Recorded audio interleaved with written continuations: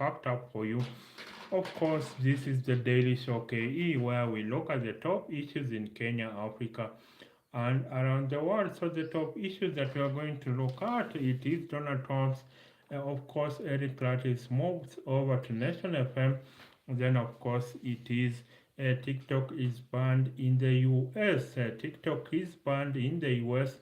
And of course, the other thing you are going to be looking at is Donald Trump inauguration for his second term in the U.S. As the U.S. president. Then Foreign Affairs Cabinet Secretary Salim Dawadi blames online activism for the bad image that Kenya gets abroad. So basically, these are some of the issues that you are going to be looking at. So Eric Latiff has left. Eric Latiff has left Spice FM. He is going over to Nation FM. So, what new things can we expect from Eric Latiff? I just think that basically right now, I think Spice FM and maybe the standard media in general is undergoing a lot of turmoil, and that is why then it is essential that a standard media group at least prioritizes that it stays afloat. Why does it pay low salaries? Is the Moi owned company? Of course, Moi is not the single largest. Is the single largest shareholder in a standard media group. So basically, it is not paying salaries according to. Of course, that's such a bad thing that. A standard media group, because it is the training ground for most journalists. That is where Royal Media, Citizen TV, and of course NTV tap their talent. So basically, there was a time when KTN was a go-to station in Kenya, but not anymore. Right now, you have a lot of media people are now a lot of media people are now going over to Citizen TV. I think Citizen TV commands about 65% of the market share in Kenya. That's Citizen TV. I think it commands about 65% of the market share in Kenya. So basically, that shows the future of urban radio. So basically, who is going to be the future of urban radio? So basically, Eric Latiff is going to try and replicate the success of Spice FM in at Nation FM. Remember, Nation FM had closed down in 2016, and of course, it was the pioneer of talk radio. But then came Spice FM with Eric Latiff, Do Oko, and City Mugan. I think there was another one that is. There was another one, I think, Jeriton, who left the station. So basically, right now, I think we need to be able to grasp on what this means for mainstream media. I think urban radio is undergoing a slow death because of the competition from such things as streaming. And now anyone can stream, but then, of course, for rural media, a lot of rural folk don't have access to the internet, so they still listen to radio. Radio is still very much relevant, so it is not going the dinosaurs way. And of course, you have, I think, according to the former Kiss FM presenter, that is Caroline Mutoko, she says the purpose of mainstream media is now just to confirm the news. News is now broken by social media. Now, mainstream media is just to confirm the news. So now we are going to be looking at what's the future. The former CEO of Nation Media Group, Linus Gitahi, said the purpose of mainstream media is now should be shifting towards providing us with insights, because we are choking under tons of information. That's the truth. We are choking under tons of information. So what basically, how can we be assured that mainstream media will be here to stay? So I think right now the thing to do is that we need to be able to have a mainstream media that is that addresses the deep challenges of today. And I think the middle class really had found that Space FM was a go-to station. The middle class really had found a break from their ratchet relationships content of Maina Kageni and Mwalimu Kingangi. So I think in that case, then we need to be able to at least a club for Space FM. They brought issues, and I think issues is what is going to get us. Too long, the middle class have been removed from the political process. Remember, the political process in Africa has always been a pact between the super rich who provide the funds and the downtrodden poor who act as the foot soldiers of the rich. So it is the middle class that have always been left behind. That's why a lot of middle class folk, you hear them that they don't want politics. But then when Africa burns, when Kenya burns, the rich will just fly away while the poor have no nothing else except poverty. So it is the middle class with the insignificant investments that will be affected when Kenya burns. So that's about Eric Latiff and the future of urban radio. So of course for newspapers, they are also struggling. The newspapers maybe are also going the way of the dinosaurs. So basically you are not going to get insights if you don't you are not going to get newspaper content if you don't subscribe. So a lot of newspapers have put a paywall that is people should be able to pay for content on newspapers, and I think it is surprising that it is the niche content that basically is racking up subscribers. It is the niche content that is racking up subscribers, not the mainstream content. So basically what we can do, what we need to be able to do is to enable the middle class to be able to give us what we need to be able to do. Look at Wall Street Journal. Wall Street Journal racked up about 4 million subscribers. So basically, it is the newspaper with the most amount of subscribers. That is Wall Street Journal, and of course you have others such as Los Angeles Times struggling. So basically, Eric Latiff is now going to go over to Nation FM, try and relaunch the program when, of course, I don't know whether it's going to move with this team that is City Muga and do Oko. So for now, I think that is just the future of media. The future of media is in social media. I think that is what is going, and I think a lot of advertising is going on to social media.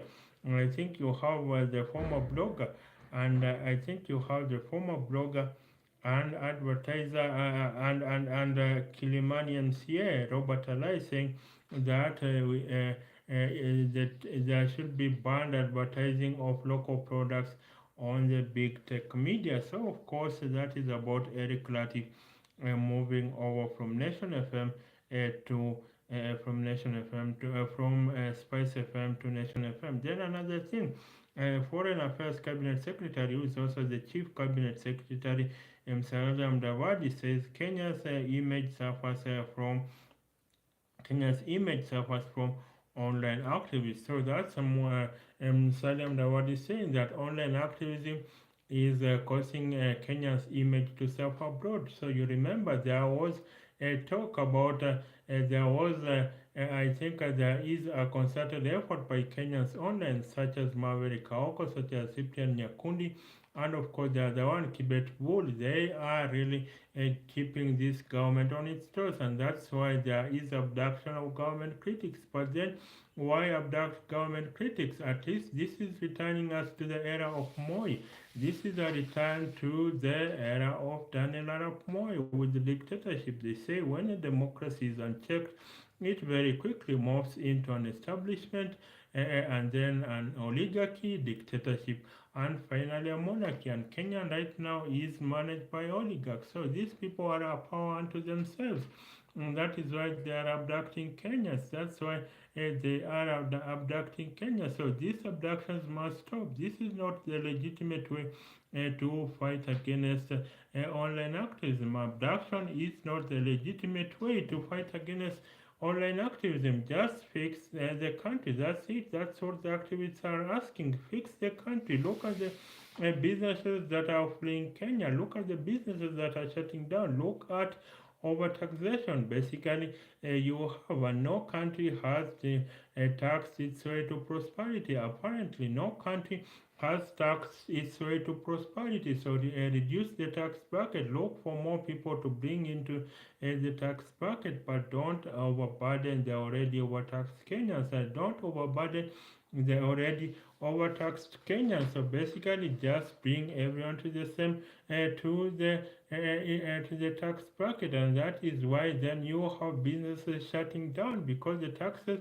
are just so huge, and that's why online businesses are shutting down. Look at CMC Motors is now going to close down. Those are jobs lost for engineers and technicians. Look at Cadbury chocolate. Now it is look at Cadbury chocolate. Basically, it is shutting down manufacturing in Kenya. So basically, they will still maintain just a small office in the country for marketing. So that is something that we need to address. Basically, lots of businesses are leaving the country, and I don't think it augurs well when these businesses leave the country. The fact is that they are overtaxed. When the Revenue Commission (KRA) sees that you set up a factory, they think that this is now a cash cow to be milked. But then what happens when it shuts down? There will be no employees in which to do income tax from, and that's a loss to government. So basically, why not give rebates,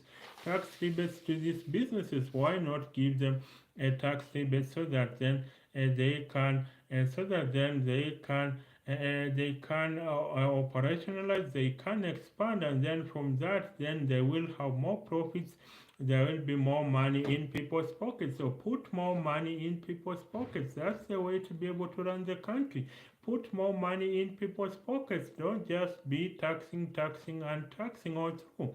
How will these businesses survive? So if you go too far in overtaxation, and I think that's why the Gen Z movement was all about, that we are being overtaxed, but we don't have government services. Of course, you will have government officials arguing that even in the Scandinavian countries, they are taxed over 60-70% of the income tax, but that is because the government essentially provides everything. You have the government providing free health care. There are drugs in hospitals. You won't miss to find drugs in hospitals. There are teachers in schools. All the material you need in the way up to university education is free. So basically, that's why they are taxed such highly. If you are going to tax Kenyans, then provide the government services. Provide the government services so that then if you are going to tax Kenyans, then they are going to be able to, then Kenyans will be able to say, yes, we are being overtaxed, but we are getting commensurate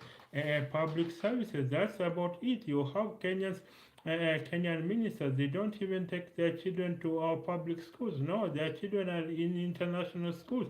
So they don't even believe in the kind of services they are offering us. And when they get sick, they go to hospitals abroad. That's just how it is. When they get sick, they go to hospitals abroad, and that's why even you look at the Nakuru governor. I think Susan Kihika, she has gone to deliver in a hospital in America while she is overseeing Nakuru County. Why not go and deliver in that hospital in Nakuru? And that's why I say that basically our leaders are flawed.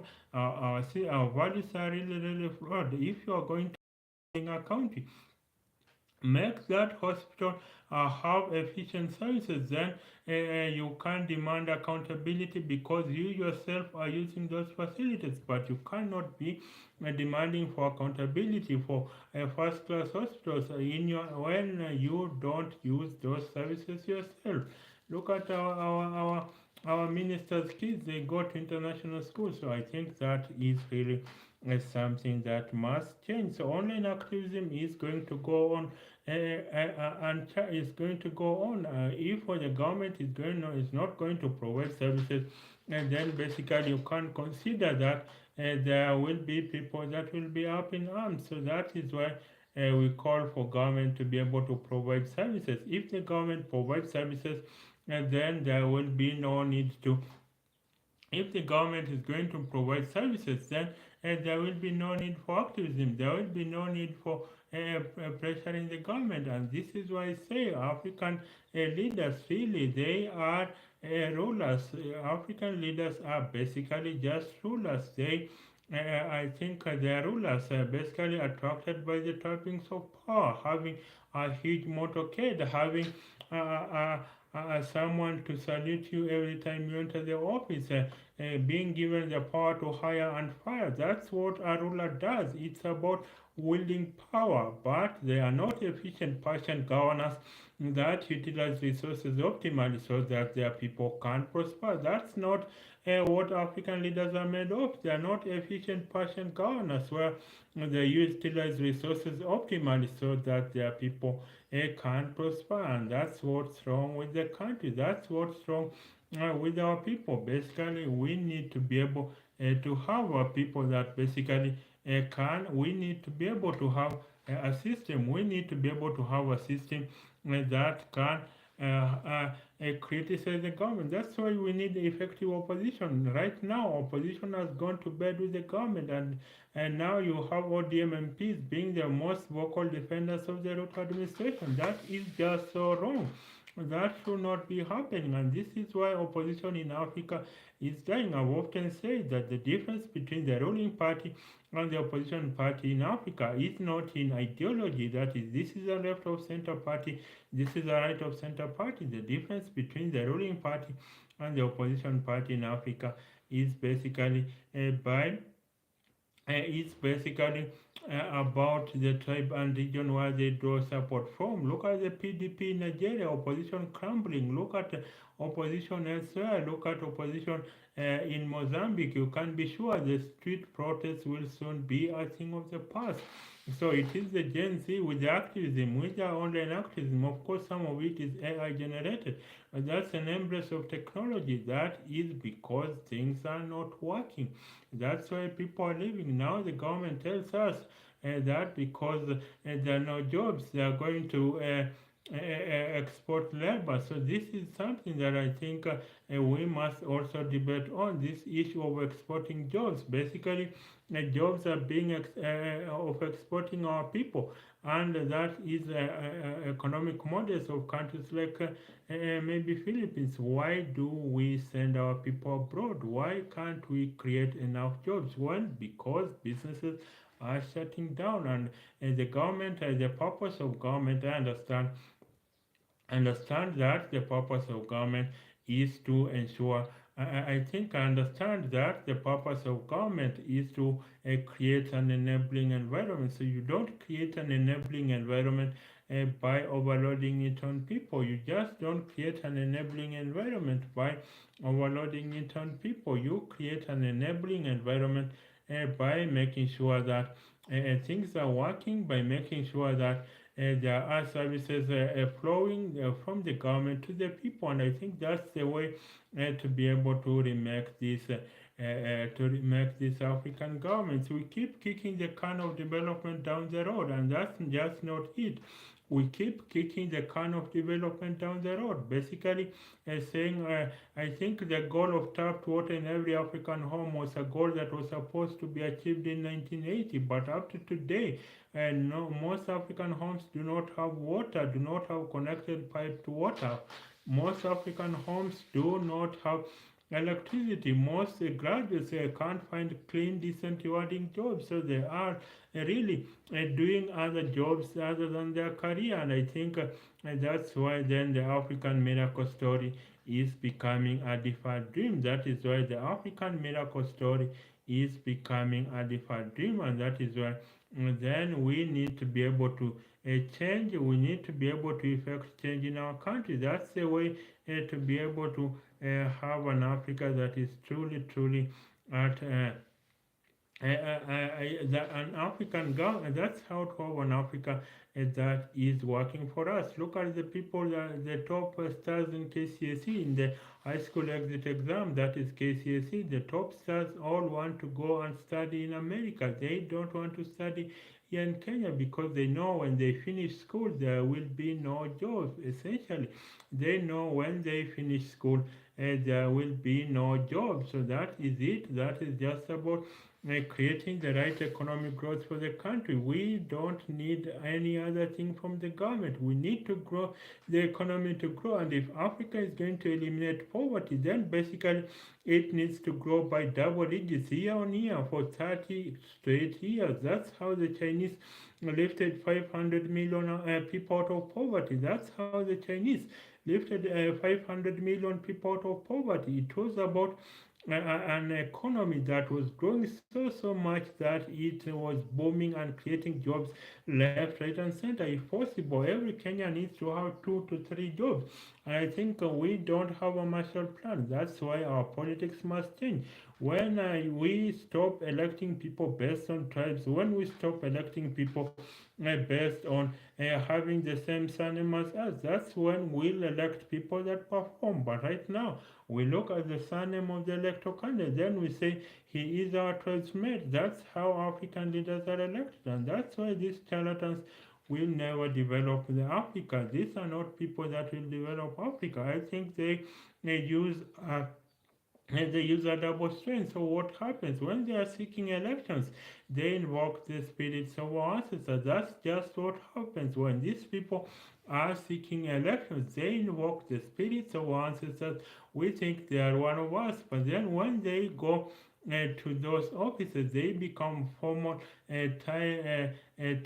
coat three-piece suits. They put on three-piece suits and then we think they are one of us. Then they help ship money out of Africa. Sometimes I just think we did not get independence at all. That's what I think. I just think that we did not get independence at all. It was just the West did not give us independence. What they did, they placed puppets as the head of, as the presidents of Africa. These are our puppets.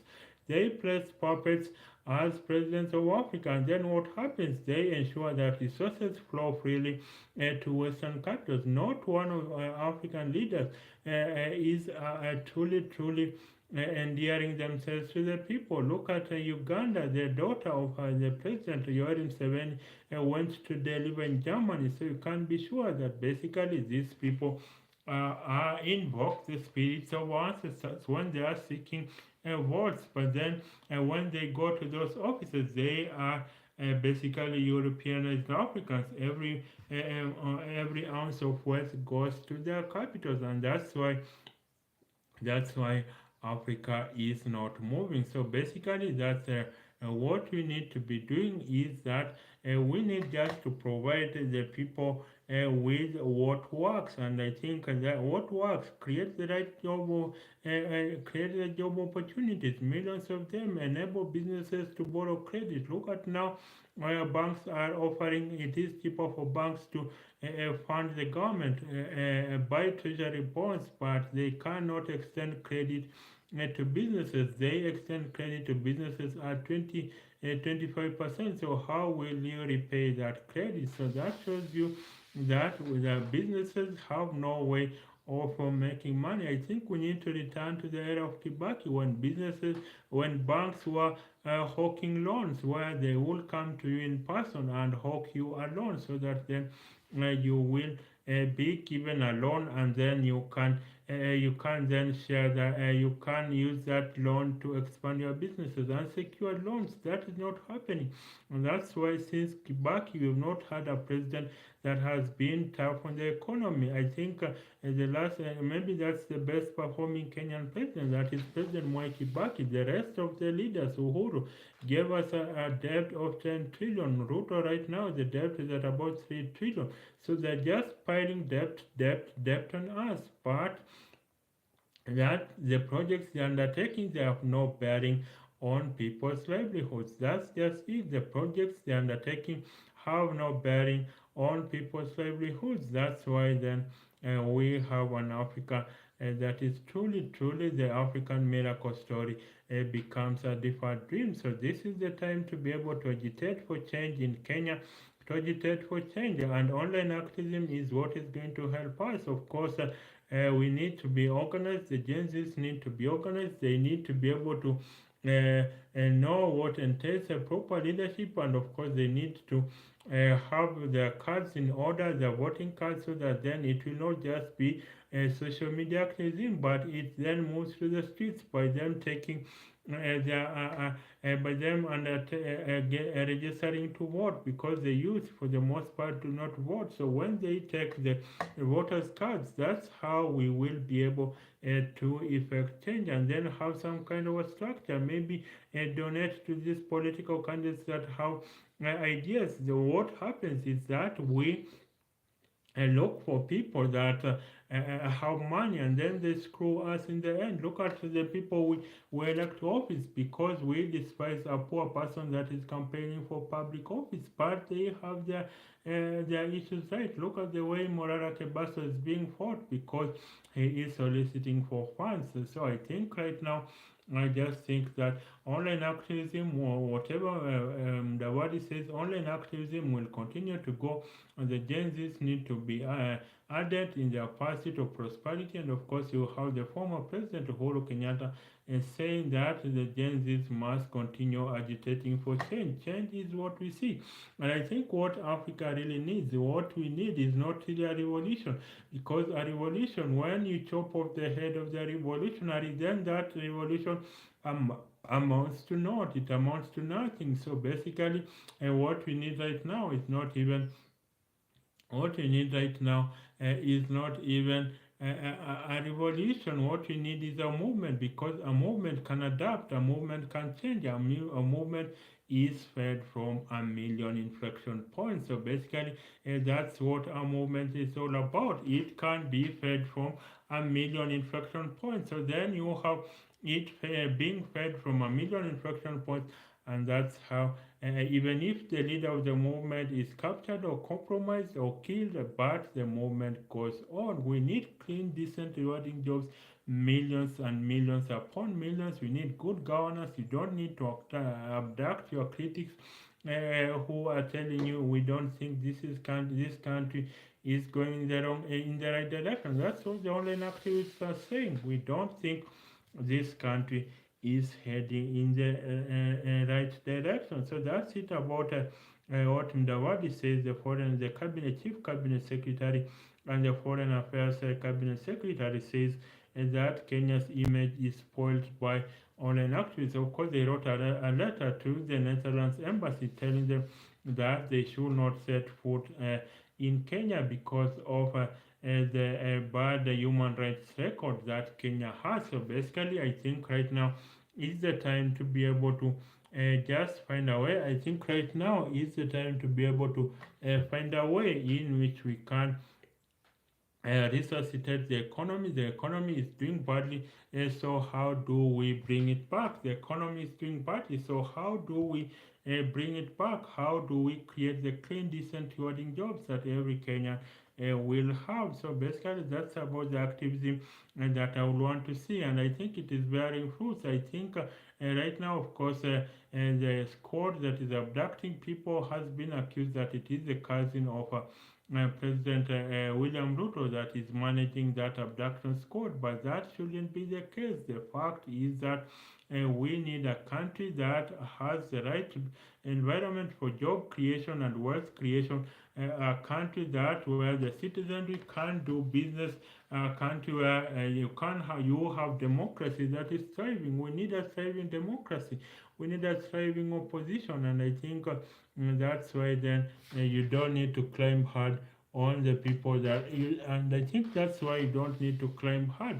You climb to clamp down hard on these people. So that's it about that is about Saddam Dawad is saying that Kenya's image suffers from online activism. Then another thing that will be having what Trump 2 era means for Kenya, Africa, and the world. That is what Trump's second term means. What does it mean for Kenya, Africa, and the world? That is that Trump is coming to power on January 20th. Maybe by the time you're watching this, he will already have been sworn in for a second term. So, of course, Donald Trump campaigned on the basis of the economy. He campaigned on the basis that he will revive the American economy and, of course, his American first agenda. So, basically, that was the premise on which Donald Trump campaigned. But then, of course, you have Kamala Harris, who the losing candidate campaigned on restoring democracy for the American people. So it appears more people agreed with Trump than they agreed with Kamala Harris. More people agreed with Trump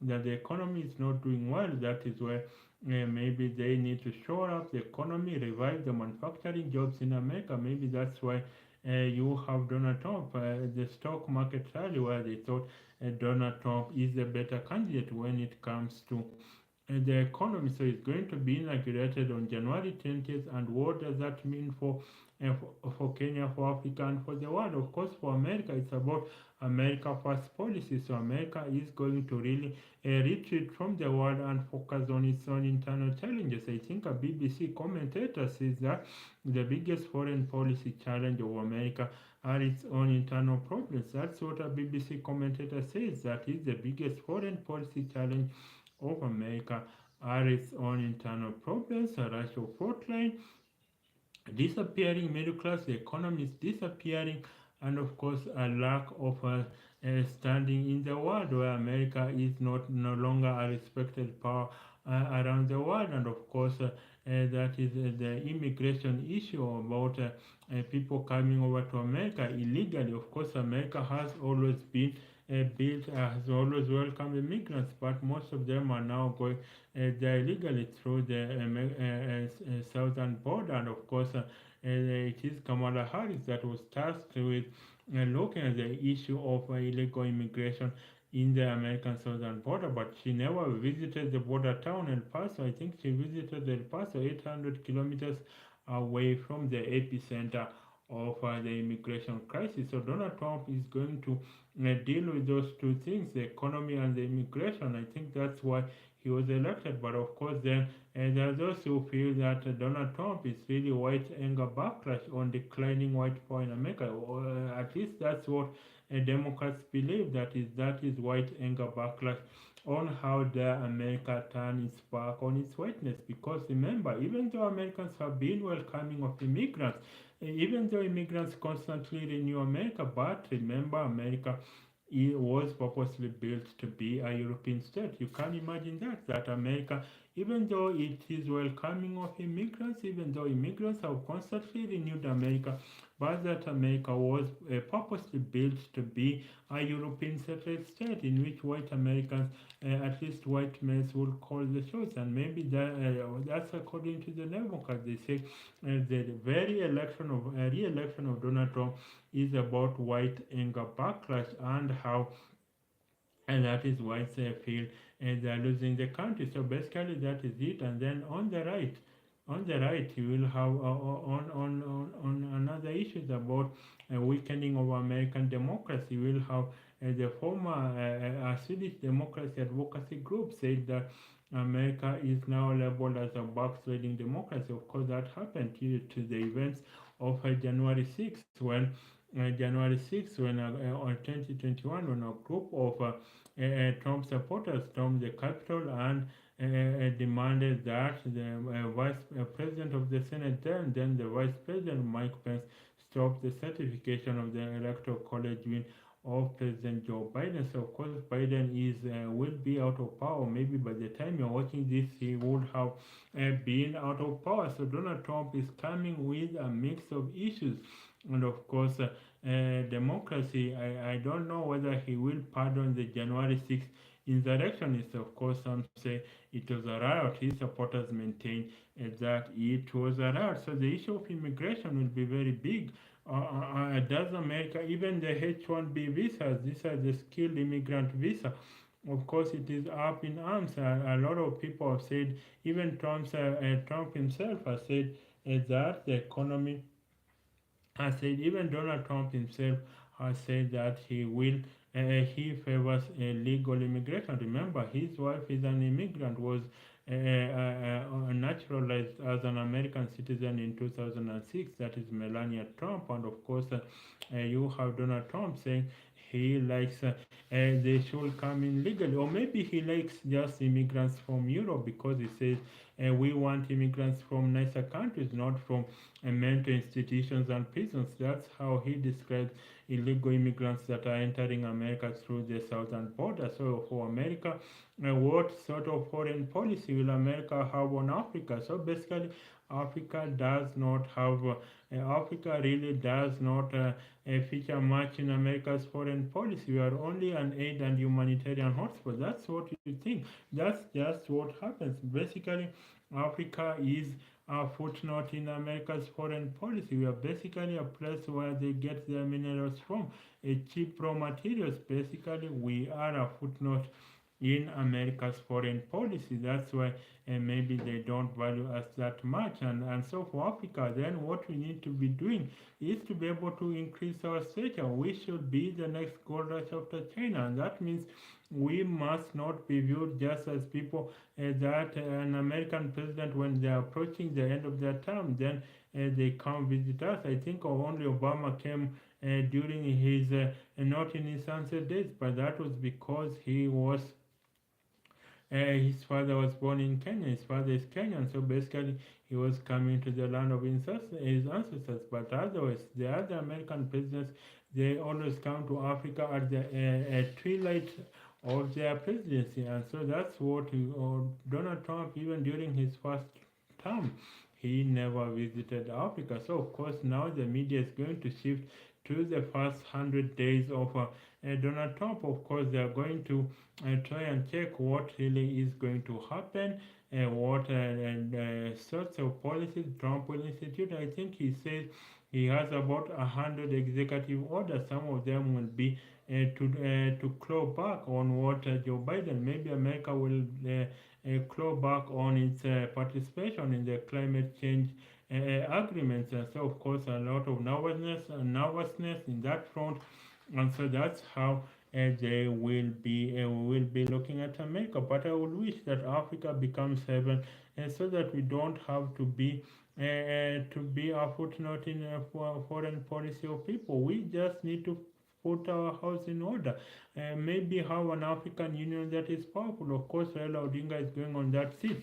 He is going for that seat. I don't know whether he has the interest of Africa at heart, but we need to be able to build Africa so that we are not a footnote to people's aspirations. We are not a footnote to these geopolitical powers. Remember our Ramaphosa's, our Rutos, our Tinubus, that is our Rutos, our Tinubus, our Ramaphosa, they cannot hold a candle to the powers of the world. Why? Because we are poor. Africa is poor. Africa is trapped in poverty. Of course, it has immense mineral resources, but we have not translated that towards having a great economy for Africa. We have not translated having immense mineral resources towards a wealth that can uplift the average African from poverty. Why? Because of lack of leadership. Why? Because of lack of leadership. These leaders, I told you, they are not invested in the growth and development trajectory of Africa. They are not invested in that. They are really invested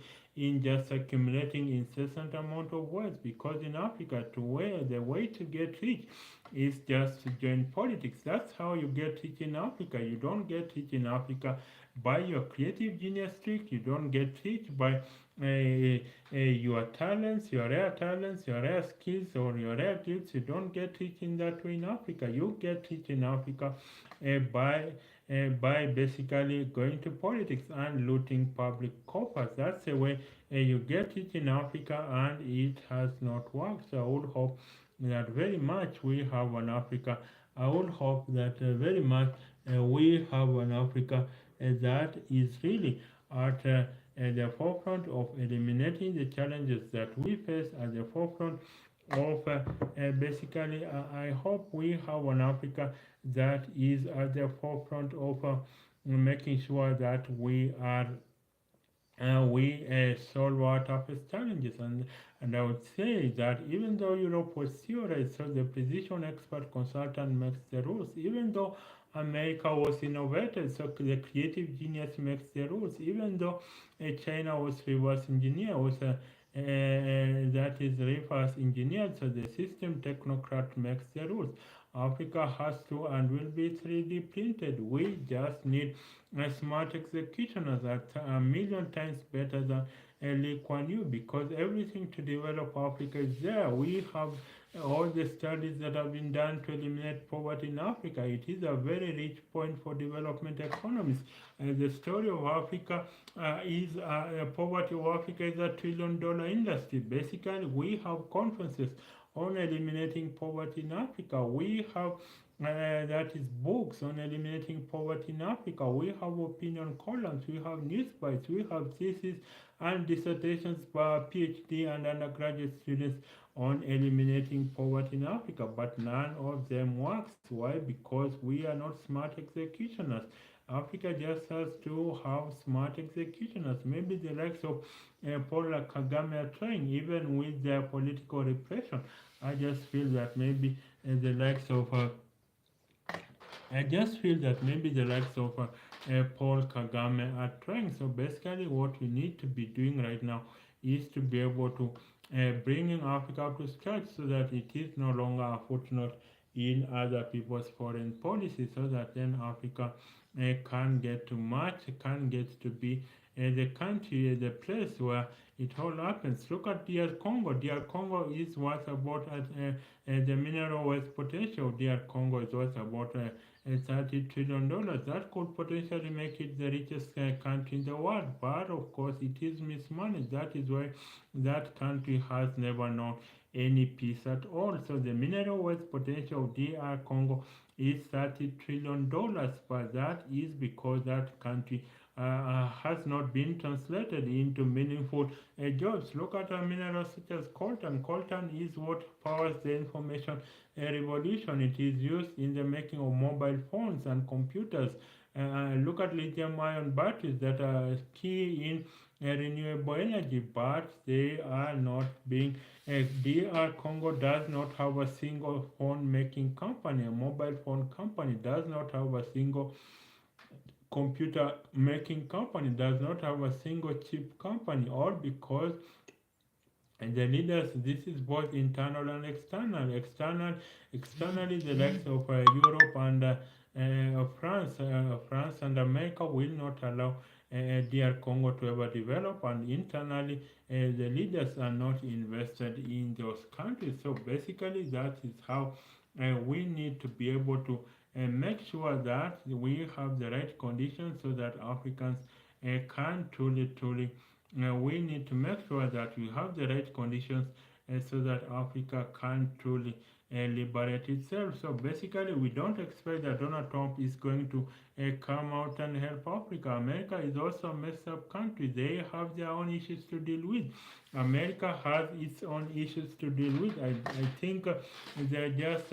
They are a declining power, so Donald Trump will want to bring that country back to and the days of America exceptionalism, because I think the days of America exceptionalism are behind it. So Donald Trump will want to bring again an age of prosperity in America, but in Africa we are a footnote in America's foreign policy, and I don't think we will be. I don't think that America really is going to care so much for the other parts of the world. So basically, they are going to, of course, America is still a superpower. It will try and influence policy, of course, but then they are not going to do too much to the outside world as much as Donald Trump wants to fix the domestic issues at home. I don't think he was elected based on his expertise in foreign policy. I think he was elected because of his strong economic credentials. So that's how he is going to make sure that he brings attention to the deep issues of the day in America. So for Africa, for Kenya, we don't expect much from Trump's second term. I don't think we expect anything much, but just that we must not have Africa that is viewed merely as an aid and humanitarian hotspot, not a place of investment destination. We need to be viewed as a place of trade and investment, not merely an aid and humanitarian hotspot. We don't come in when we are fighting among ourselves, when we have a civil war, when we have a debilitating disease pandemic. You remember some other time the former wife of Bill Gates, Melinda Gates, said expected to see dead bodies in African streets. That's during the height of the corona pandemic. So basically, I don't think we need to be anyone's do-goodism. Do-goodism of the West does not help Africa at all. And then another issue that I'll be looking at in this daily show, TikTok ban in the US. So I think today, maybe by the time watching this, it will already have been effected. Today, Sunday, 19th January, is when TikTok is banned in America. So basically, what does this say? First of all, American wants only its apps to survive, to thrive. Of course, China has its own apps. Facebook is banned in China. Twitter, X is banned in China. YouTube is banned in China because Chinese have their own versions. They have Weibo in place of X and Facebook. They have Tencent as a messenger. They have their own Red Note in place of TikTok. They have their own and they have their own search that is Baidu. So basically, China has versions of American companies. Each and every American company, China has a version of it. So basically, this is a call to Africa. We need African versions of this technology. So why is it that we don't have versions when we have African project managers that are working in this company? So we educate people. They go out there and they work for this company. So why not create an environment where we can develop these apps ourselves? So basically, I think if Africa becomes a single market, that shows you we need unity among everything else. I think the Chinese realize, and maybe also Indians are realizing there are too many. They don't need the outside world, and they want not to be dependent on the outside world. I think that's what the Chinese realize. They realize there are too many. They don't need to be dependent on the outside world, and that is why and then they came up with all sorts of their own versions of these major tech companies. So I think in for the case of Africa, then we need to be able to have our own versions, and that's the way we will recreate the world. That is the way we will recreate. That is the way we will recreate things, so that then we have our own versions of these apps. And I think when we have our own versions of these apps, that is the way we will create the country, we will recreate Africa. So that's about TikTok ban in the US. I think for Africa, maybe they are pushing to monetize TikTok. I think it is monetized in a few countries, but I don't think TikTok creators in Kenya make any money at all. In Africa, TikTok creators don't make any money at all because people go there for entertainment. So it's not really a place for influencers. I think influencers are mostly on YouTube and Instagram. I think for TikTok it's mostly I think for TikTok it's mostly entertainment. So the influencers have not quite come to TikTok. I think people go to TikTok when they want to be famous, but it doesn't come with the money same way as Instagram or maybe YouTube does. So I think TikTok we need also our own versions, and then also I will be looking at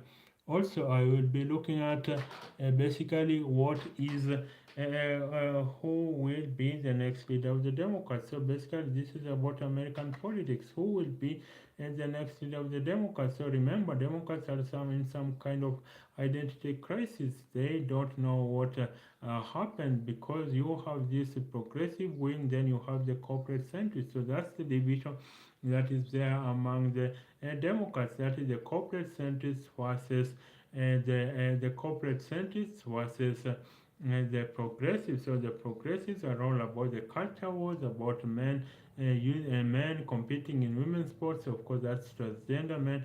Of course, abortion is a thorny issue, and whether it should be made legal. Of course, for Republicans, life starts at conception. For Democrats, life starts at birth. So basically, these are the issues that I think a lot of Americans will be looking at. I think a lot of Americans will be looking at. But I think Americans, Democrats, need to go to the state and local level, local politics. They just don't need to concentrate on national politics alone. They need to go towards the state and local politics. That's where the next leader of the Democrats is going to emerge. Look at Barack Obama. He was a mere state senator in 2004 when John Kerry chose him to give the keynote speech at the Democratic National Convention, and most people agree that that is the speech that made Barack Obama. I think most people agree that that speech that Obama made at the Democratic National Convention, that is the DNC, they agree that that is the speech that made Barack Obama. So I think what needs to happen then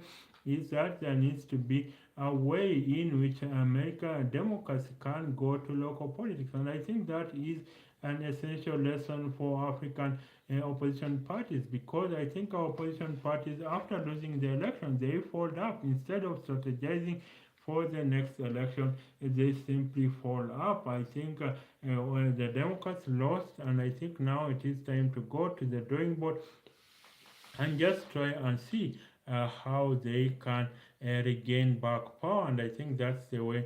And then the Democrats are going to be enabled to be able to gain power. And that is the way they are going to be very much a party that is all about a party that is all about the working class, about they tried and pandered to the billionaire class, but that did not go well. You have Bernie Sanders in a post-election analysis statement saying that the Democrats tried to pander to both the billionaire class and the working class, and it went asunder. So basically, that is not how they should be campaigning.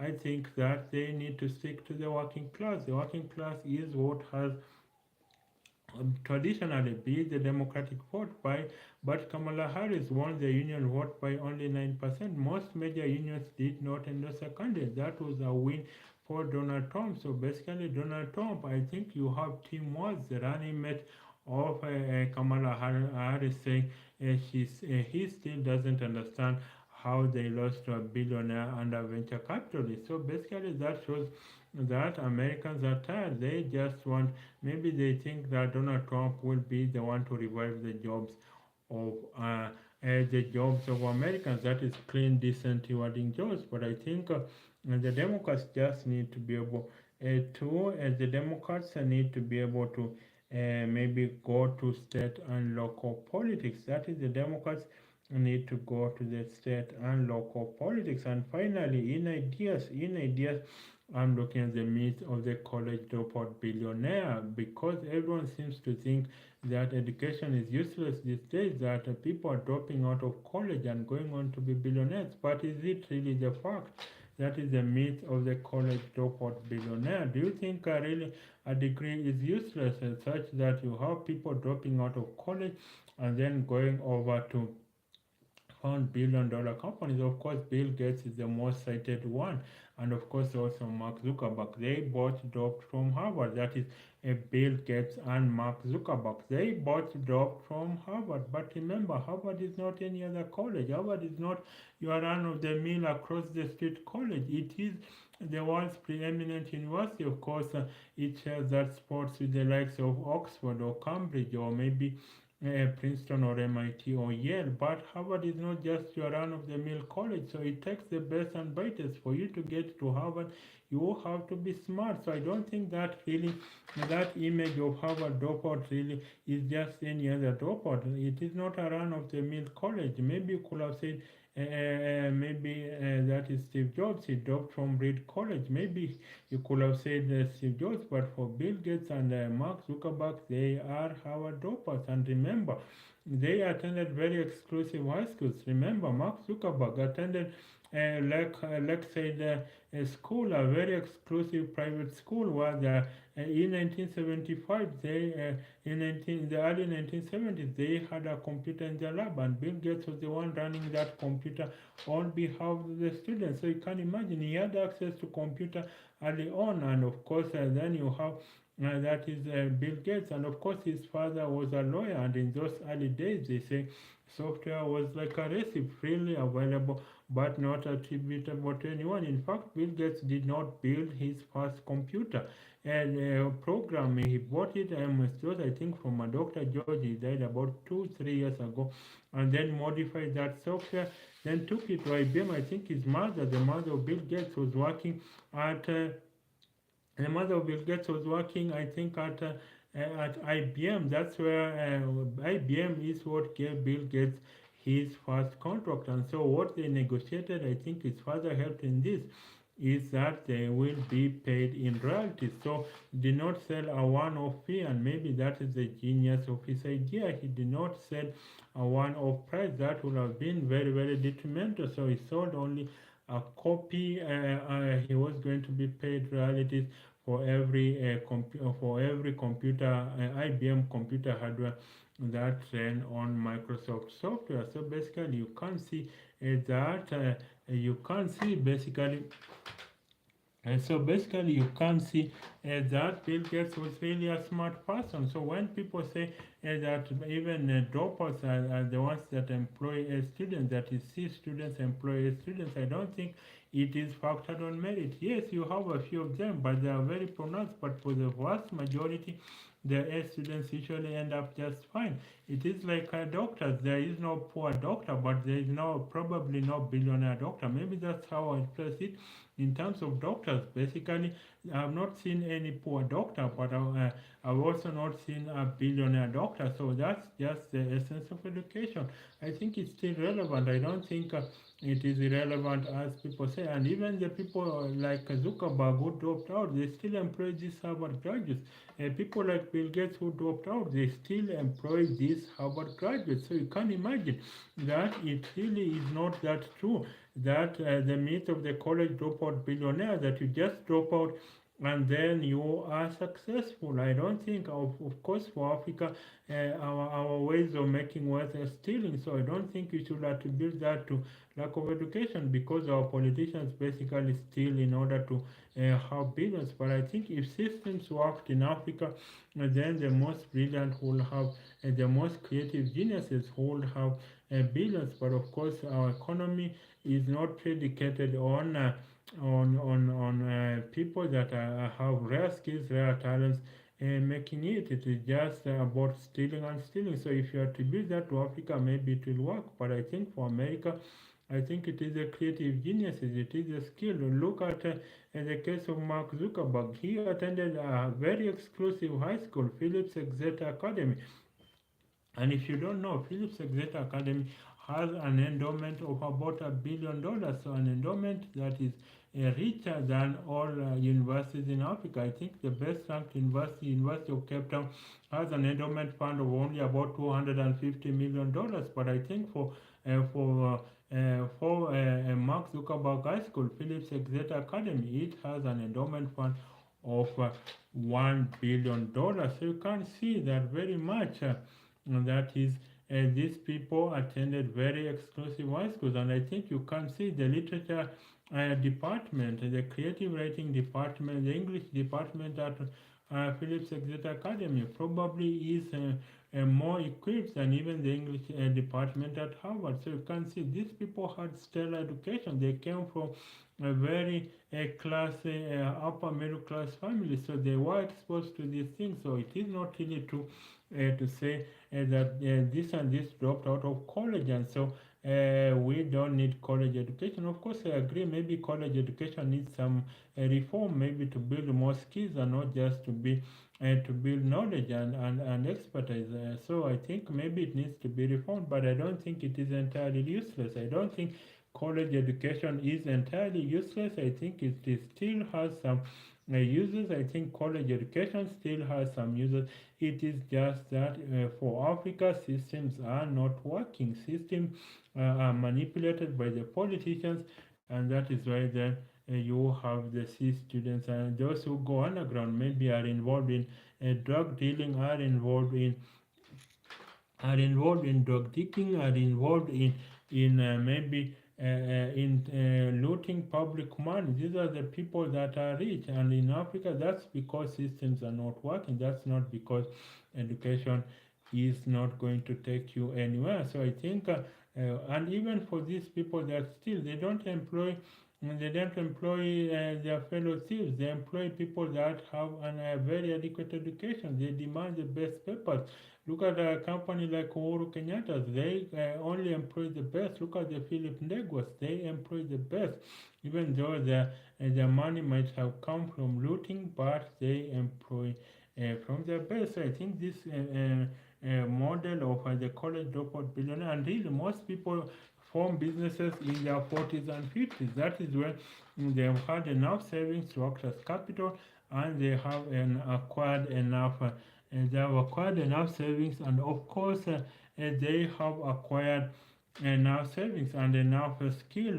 They have developed experience. They have built networks, and that is how then they come together and form companies. And so that is why I would hope that Africa really has a system of meritocracy. That's just what we lack. We don't have a system of meritocracy in Africa, and I think that is why then things become very very sad. Things I think become very very sad because we don't have a meritocracy in Africa. We don't have a meritocracy in Africa, and that is why our systems collapse. We don't have people. I think if you tell an African, show me if you tell an African you can't succeed through hard work and talent alone, they laugh at you. They laugh at you. They think you've gone crazy because they deem that that is something that basically is out of the window. So you can imagine that in the midst of the college dropout billionaire, and maybe there are some few people who formed companies in their old age. Look at KFC, Kentucky Fried Chicken. That is KFC was formed by a person who was 65 years old. So you can imagine Kentucky Fried Chicken, that is KFC, was formed by someone that was 65 years old. So it is not that KFC, it is not really that Africa, it is not true that education is useless. I just think maybe it has to be remodeled to have more skills oriented disciplines, maybe. And also remember, they also build people, because remember what we have in Africa are experts. We don't lack experts in Africa, but we lack citizens in Africa. So basically, our education systems basically they train the expert in engineering, the expert in medicine, and they train our experts to solve the latest quantum physics equation and quantum mechanics equations. They train our experts to analyze the deepest literature of Wole Soyinka or Ngugi wa Thiong'o or maybe Chinua Achebe, but they are terrible citizens, and that's what happened. And that is why we cannot form a nation, because we are terrible citizens. Why? Because of our education system. So the arts are not useless if you ask me. They are not really useless. If you ask me, they are developing the person, the whole person as it was. So bye for now. Till the next time, this has been the Daily Show KE. Bye for now.